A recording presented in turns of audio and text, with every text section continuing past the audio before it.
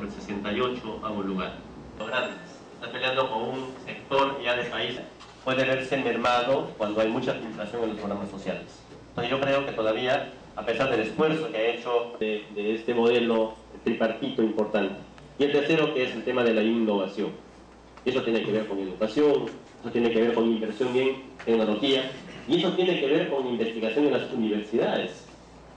Si últimamente, y no es cuestión de sacarle más impuesto a los que ya están pagando, sino de cómo incorporamos a los informales a la formalidad y a la tributación. Hay que luchar contra el contrabando, que es una lacra tremenda porque defrauda rentas. En el caso del tráfico en el caso de la contrabando de cigarrillos, aumenta presupuestos para salud pública cuando consumen cigarros baratos los adolescentes. Y hay que trabajar duro entonces el tema de control del contrabando. Y por otro lado, mejorar la calidad del gasto público. Puede haber canon para las regiones, pero si no existen capacidades para invertir bien los recursos, creemos de que todavía eso en realidad nos resta posibilidades de ir haciendo sostenible el crecimiento. Y por último, yo quisiera mencionar que es importante y es un reto, y ojalá existan iniciativas para mejorar el tema de la legislación, pero la descentralización fiscal no se hace efectiva, porque la ley dice que esto solamente está anhelo del interior del país se hace realidad. Yo quiero coincidir con las cifras de crecimiento que son evidentes en la economía peruana, y ese es el esfuerzo importante de darle continuidad a las políticas públicas de largo plazo, y también querer incidir en algunos retos que tenemos como economía, ¿no? Muchas gracias.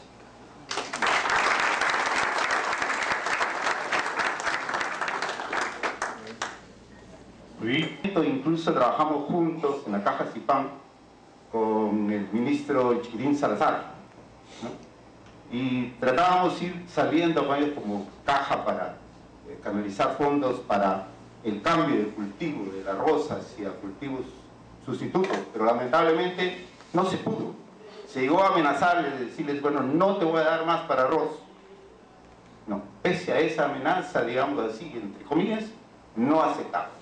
Sus abuelos, sus tatarabuelos habían sembrado arroz y tenían que seguir sembrando arroz. Y ya sabemos nosotros qué es lo que pasa todos los años con el arroz. ¿Qué se puede hacer? ¿Qué pensó usted como hombre del Ejecutivo?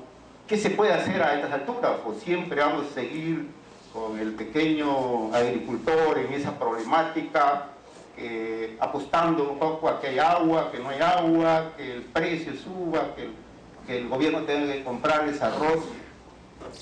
Entonces, eso es lo que quisiera que nos cuente ahora, qué falló y qué cosas se puede hacer ahora. Gracias. Fue alcalde de nuestra ciudad, dirigió los destinos de la Asociación del Colegio Militar Elías Aguirre, también del Jockey Club. Me refiero al señor periodista Fernando Noblecía Merino, director de Así Somos en Canal 21. Que conduzco porque ya sabía que iba a estar al lado de una persona que saqué su hoja de vida, y la verdad que son varias hojas, no de vida, no la vida, sino varias hojas de vida. Y entonces ya dije, yo mejor pongo una expresión de lo que podría significar la microeconomía frente a la macroeconomía de la hoja de vida de Jorge del Castillo y de las dos personas que me han antecedido en el uso de la palabra. La verdad que yo no sé, Jorge, la vida a la edad nuestra ya no nos sorprende.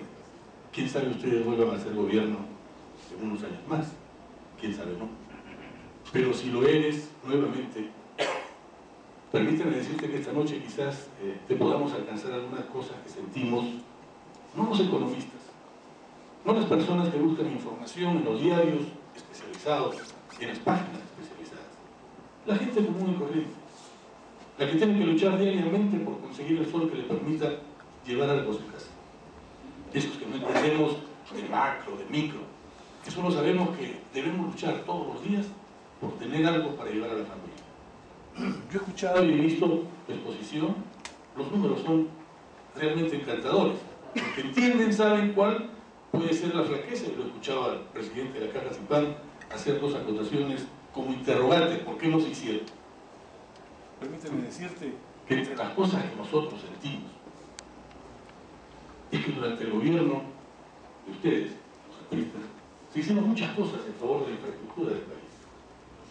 Se mantuvo una línea en el manejo económico muy importante que hizo olvidar aquellos años de la década de los 80. Pero siguieron presentándose situaciones que a criterio de muchos de los peruanos han sido como una especie de carta de presentación. No es orgulloso, y estimo que tienes razón de hacerlo, la cifra de agua para todos. 100 creo que era el número cuando entran ustedes de gobierno, 1200 cuando salen. Pero la verdad de las cosas, Jorge, es que mucho de ese dinero ha sido malgastado. Malgastado. 2 años la gente de Lambayeque vive su calvario con las obras de saneamiento. Los chiclayanos acabamos de empezar ese calvario y los que saben ya nos dijeron, si siguen así en el verano y con las lluvias, vamos a tener plagas, ¿cómo se llama esa enfermedad? Que era como la presencia de dengue. Cosa que no se da aquí en nuestra ciudad. No es una responsabilidad del gobierno. Digo que son las cosas que uno se refleja. El Colegio San José de Chiclayo fue considerado colegio emblemático. 2 años y no se entrega nada. Sigue ahí, ahora por problemas de luz. Dicen que faltan como 60.000 soles para que se compren los aparatos que se requieren y pueda funcionar la luz y por ella el agua de los pozos que se tienen. Es el mensaje que recibe diariamente la población. Una población que como la nuestra, y yo me encuentro realmente sorprendido en ese mapa que has presentado de proyectos de inversión privada del 2011 al 2015, Lambayeque no tiene un solo proyecto considerado. Ni siquiera Cañariaco, que como tú lo has dicho verbalmente es una posibilidad. Ni siquiera uno para Lambayeque, que no tenemos canon, que estamos expuestos a situaciones de estar tendiendo la mano o tocando puertas a cada rato entre el ministro de Economía, los parlamentarios, el Congreso, para ver si nos pueden dar algo a nosotros. Y acaba de decir el presidente del directorio de la Caja que la pobreza de nuestra región ha subido 3 puntos. Entonces, no estamos definitivamente en el mejor de los mundos, ni siquiera dentro de esta corriente de superación que tenemos en el país. Esta es nuestra región, Jorge, a la que has venido innumerables veces. Tiene 4 empresas que en su momento fueron haciendas de particulares, después cooperativas, y ahora son empresas nuevamente en una situación todavía no muy clara, pero sociedades anónimas. Yo recuerdo, discúlpeme si me paso unos minutos, pero quisiera decirte esto como un mensaje. 3 anécdotas quiero contar. Una de Tumal, que ahora está en buen camino, pero en un momento en la época de los asentados, recuerdo haber conversado con un amigo que ya era trabajador. Su padre fue jardinero en la época patronal y cuidaba el jardín de la casa Sina. Cuando este amigo mío tenía 6, 7 años, lo llevó un día para que lo viera trabajar en el jardín. De un árbol de manzana se cayó una manzana. El niño, ingenuo como toda criatura, fue a recogerla para comérsela. Y el padre le dijo, no, no te la puedes comer. Y el niño le preguntó, ¿pero por qué? Porque es del patrón. Eran los años 50, 60, en nuestra región. En Tucumán, en los años 70, un joven hijo de un obrero se enamoró de la hija de un profesional de la hacienda. Era prohibido. Pero los amores prohibidos son los más insistentes, sobre todo para los varones. Y una noche de esas, se llevó a la chica fuera de la hacienda, se la llevó a otra ciudad. Y la mañana siguiente llegó un camión, recogió todas las cosas de esa familia y las puso en la carretera. Ni siquiera en otra parte.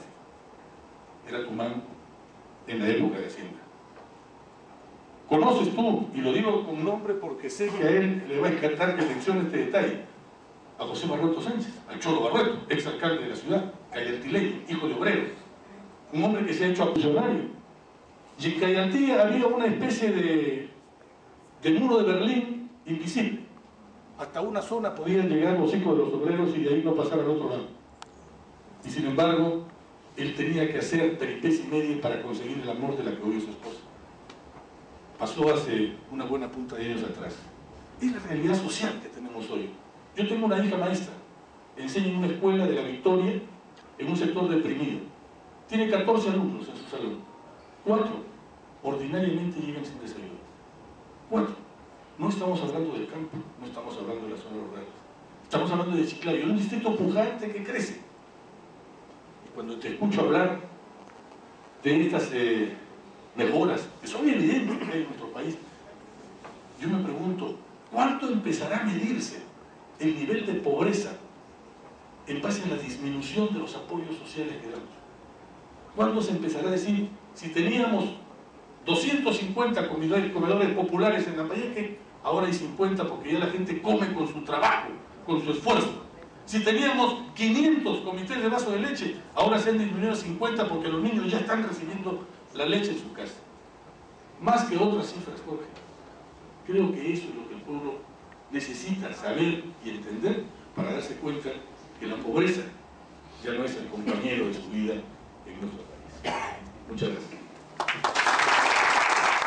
Por ejemplo, con esta entidad servil, ¿no?, para dotar de gerencias a las... Pero la verdad es que es un problema, porque en las dependencias públicas todavía se tiende, ¿no?, a que ponen al pariente, al amigo, creen que el factor partidario es el tema, ¿no?, cuando realmente uno debe tratar de buscar el nivel de competencia de la gente para poder administrar apropiadamente las cosas. De forma tal que eso, esa calidad en el gasto está vinculada íntimamente a la calidad en el trabajo, en la función pública y también en la privada, sin ninguna duda, ¿no? Entonces, en efecto, el tamaño del mercado, como hemos visto, del Perú ha crecido, es un factor que impulsa el crecimiento. Pero lo que yo digo, lo importante para el país es la megatendencia que se pone. No es posible, como podemos comprender, resolver los temas del Perú en 5, 10 o 15 años. Un proceso largo. Pero cuando uno pone la tendencia, progresivamente se va avanzando.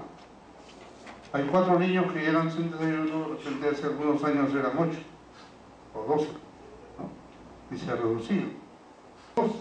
Como en el cambio de gobierno, cuando todo el mundo suponía que iba a haber un frenazo y una marcha atrás, el presidente humano se tiene que haber dado cuenta que si daba él un giro, tiene una serie de metas y tareas, y yo diría de paciencias, y de mañana he resuelto el tema, y no es así.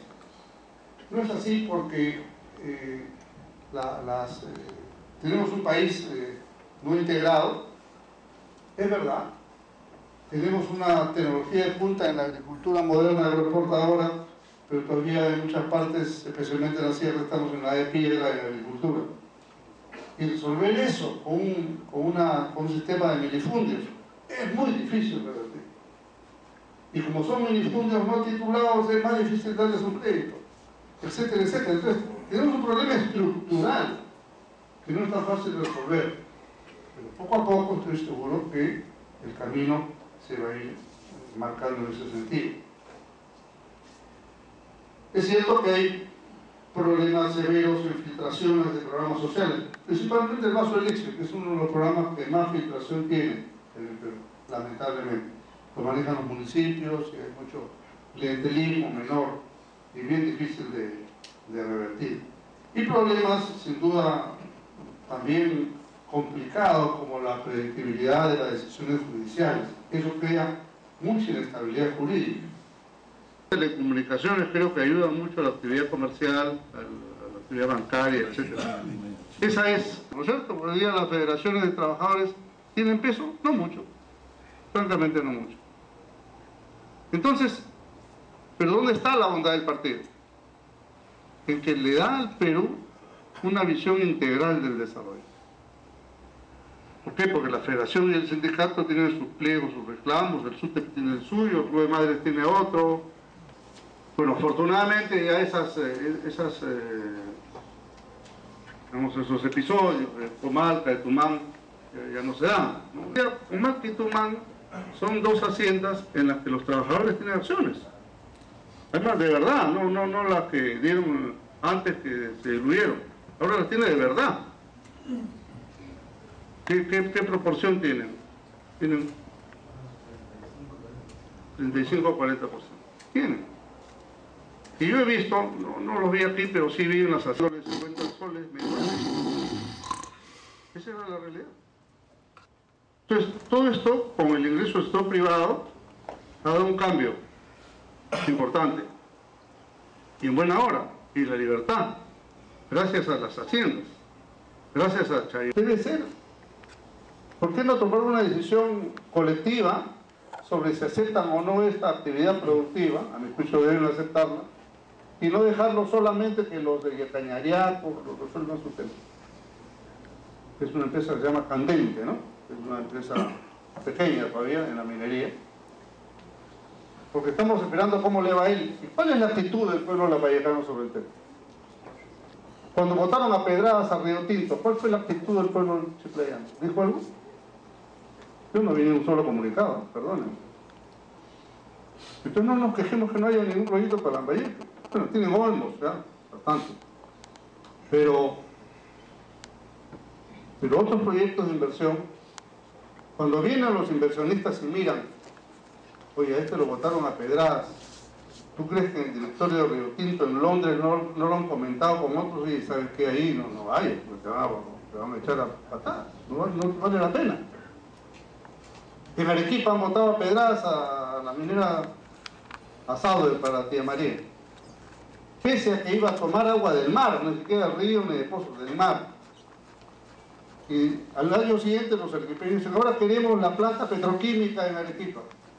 Nadie va a poner un palo para una planta petroquímica en Arequipa, en que estuvieran locos, luego de lo que pasó ahí, en la misma ciudad. Voto a la minera, pero que venga la petroquímica. Nadie lo entiende, no lo van a hacer. Entonces, mi sugerencia, si me permiten hacerla, a Lambayeque en sus juntas, repiensen la matriz productiva de su departamento, que tiene gran agricultura, ¿no? Que tiene otras actividades, pesca, etcétera, pero hay nuevas actividades que ustedes tienen que plantear. Por ejemplo, la minería, ¿debe ingresar o no debe ingresar? Y la transformación de los productos primarios de minería, ¿se pueden o no se pueden hacer en esta tierra? Entonces, si la fuerza social de Lambayeque no toma una posición,